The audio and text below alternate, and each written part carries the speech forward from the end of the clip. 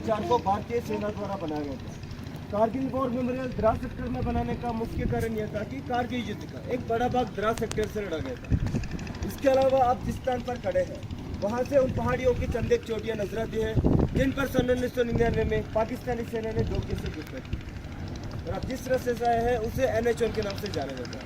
ये राष्ट्रीय राजमार्ग लेह और कारगिल को श्रीनगर से जोड़ता है। हम समुद्र तल से लगभग 10,500 फीट की ऊंचाई पर खड़े हैं। ऐसे लाइन ऑफ कंट्रोल उत्तर दिशा की ओर लगभग 9 किलोमीटर की सीधी दूरी पर है। और आपके सामने जो पहाड़ दिखाई दे रहा है नाम टोलोनी। टोलोनी पहाड़ की ऊंचाई समुद्र तल से लगभग 15,100 फीट है। आपके पूरा भाई अभी थोड़ा बादलों से ढका हुआ है जो पीछे से सबसे ज़्यादा मैंने टाइगर नजर आएगा और टाइगर हिल है। टाइगर की ऊंचाई समुद्र तल से लगभग 16,700 फीट है। टाइगर की भाई एक दूसरे निकले वो भी नहीं दिख रहा है, वो राइडा वहाँ पर आपको नहीं दिखेंगे। वहाँ पर एक पीछे फोटो लगा कर रखे बाद में आके देख सकते हैं। आखिर में एक दूसरे टॉप नजर आएगा पॉइंट 4 पॉइंट 4 को अभी हम बच्चा टॉप के नाम से भी जाना जाता है। सबसे पहले 1972 में एक शिमला एग्रीमेंट हुआ था। उसके मुताबिक विंटर का टाइम पर इंडियन आर्मी और पाकिस्तान आर्मी अपने पोस्टों को विड्रॉ करके नीचे आ जाना था, क्योंकि यहाँ पर विंटर का टाइम पर आपको तो पता है क्लाइमेट वगैरह ज़्यादा टेम्परेचर वगैरह ज़्यादा नीचे गिर जाते हैं। कि 98 का विंटर में इंडियन आर्मी तो नीचे उतर चुके थे, लेकिन पाकिस्तान आर्मी वहाँ पर एक मस्को वैली है वहाँ से लेकर सदर्न ग्लेशियर तक लगभग 150 किलोमीटर तक पूरा फीचर्स को कैप्चर करके रख लिए थे। उनका मेन मकसद ये था कि NH1 को कैप्चर करना, क्योंकि पूरा जम्मू कश्मीर का लाइफलाइन यही था। तो यहाँ पर लगातार फायरिंग चल रहा था, इसकी वजह से पूरा NH1 बंद हो चुका था।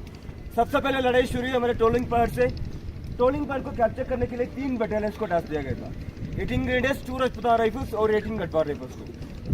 तीनों ही बटालियन ने मिलकर इसको फिर से रिकैप्चर कर लेता है। इस लड़ाई के दौरान अपने भारतीय सेना के 3 ऑफिसर, 4 जूनियर कमीशन ऑफिसर्स और 19 जवान शहीद हुए थे। टोलिंग पहाड़ को कैप्चर करने के बाद भारतीय सेना का अगला लक्ष्य टाइगर हिल पर गया। टाइगर को कैप्चर करने का टास्क 18 ग्रेनेड्स और 8 सिख को दिया गया था। दोनों ही बटालियन ने 2 जुलाई से लेकर 11 जुलाई तक ये लड़ाई लड़ते हैं। इस लड़ाई के दौरान अपने भारतीय सेना के 2 ऑफिसर, 3 जूनियर कमीशन ऑफिसर और 30 जवान शहीद हुए थे। इसमें 18 ग्रेनेडियर बटालियन के ग्रेनेडियर योगेंद्र सिंह यादव को जिंदा ही परमवीर चक्र से सम्मानित किया गया और उनके party commander lieutenant Balwant Singh को भी महावीर चक्र से नवाजा गया था। और इसका पीछे फीचर है .5140, यहाँ से विजिबल नहीं है।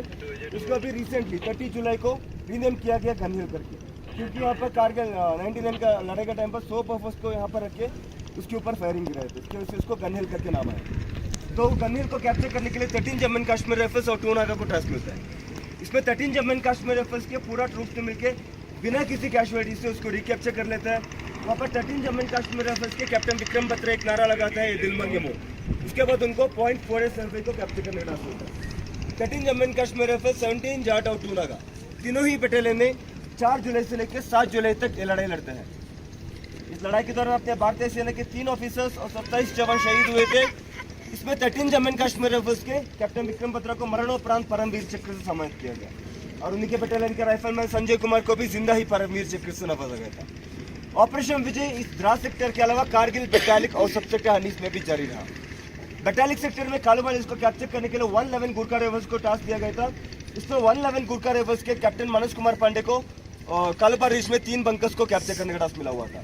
जो 2 बंकर्स को कैप्चर कर चुके थे, लेकिन तीसरे बंकर को कैप्चर करने के टाइम पर गोले लग जाते हैं तो उधर ही शहीद हो जाते हैं। उनको मरणोपरांत परमवीर चक्र से भी सम्मानित किया गया। और चोरपटला सेक्टर में मेजर सोनम वांगचुक को महावीर चक्र और तुर्तुक सब सेक्टर में 3 फीचर में दुश्मन ने घुसपैठ कर ली थी, .5590, .5220 और .5770। इसको रिकैप्चर करने के लिए 11 राजपूता राइफल्स, 9 महार, 13 कुमो और 27 राजपूत बटालियन को टास्क मिला हुआ था। अभी तुर्तुक सब सेक्टर को 11 राजपूता राइफल्स के कैप्टन हनीफुद्दीन के नाम से सब सेक्टर हनीफ कहा जाता है। इस पूरे कारगिल युद्ध में अपने भारतीय सेना के कुल 559 सोल्जर शहीद हुए थे और 1536 जो घायल हुए थे। तो आप जिस रास्ते से चल के इसको विजय पथ का नाम दिया हुआ है। विजय पथ का दाहिने और बाएं टोटल 8 बस्ट है। इसमें 2 परमवीर चक्र और 6 महावीर चक्र जिन्होंने कारगिल युद्ध में शहीद हुए, जो ब्रेव हार्ट्स है, उनका यहाँ पर स्टैचूस बना कर रखे हैं। और MiG-21 टोलिंग की लड़ाई के दौरान स्क्वाड्रन लीडर अजय ओझा ने इस्तेमाल किए थे। ये पाकिस्तान के लगातार फायरिंग की वजह से पाकिस्तान की तरफ क्रैश लैंड हो गया था। उसी स्क्वाड्रन का दूसरा MiG-21 वहाँ पर डिस्प्ले कर रखे हैं। आपका पीछे 2 पैक है, इसको 1971 का लड़ाई में इस्तेमाल किया था।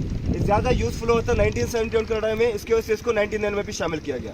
ये हल्का वजन है, इसको कैरी करना भी आसान है। इसको अलग अलग हिस्सों में डिसमेंटल करके फिर से पहाड़ियों में जाके असेंबल करके लड़ाई में शामिल कर सकते हैं। ये लाइट वेट होने की वजह से इसको चॉपर में भी कैरी कर सकते हैं। आपका पीछे और थोड़ा दाहिने 155 mm का बफर्स है। इसका रेंज है लगभग 40 किलोमीटर। तो पूरा कारगिल युद्ध में ज़्यादा से ज़्यादा इस्तेमाल किया गया। लगभग 2,50,000 राउंड सिर्फ बफर से ही फायरिंग किया होगा। अकबरा भाई वीरभूमि 1947 से लेकर अभी तक इस लोकेशन के अंदर जितने भी जवान शहीद हुए, मतलब कारगिल युद्ध के अलावा नॉन ऑपरेशनल कैजुअलिटी बोलता है, मतलब ये अवलांच की वजह से, नहीं तो पुराना माइंस वगैरह ब्लास्ट होकर, नहीं तो पोस्टर्स वगैरह विंटर के टाइम में स्लिपों के नीचे गिर जाते, जो ऐसे कैजुअलिटीज़ का वहाँ पर एक स्मारक बना कर गया।